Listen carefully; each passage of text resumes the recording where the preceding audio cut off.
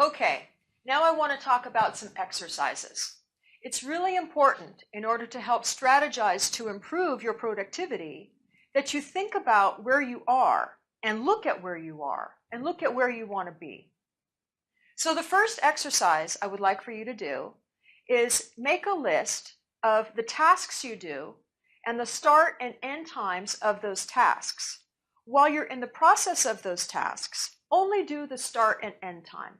Start time, end time, task. Later on, at the end of the day, you can do the math and add up all of your hours. I wouldn't add in minutes if I were you. I would do maybe tenths of the hour because that's enough time to see where your time is going. Look at your strategies. Look at how you're spending your time. Take a look at that. Study it. Figure out where you can streamline, where you can cut. Maybe you did some emailing too many times today.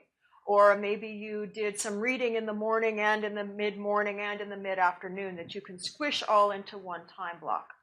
Maybe you did the same task several times that you can put all together. Maybe you're spending too much time on one task.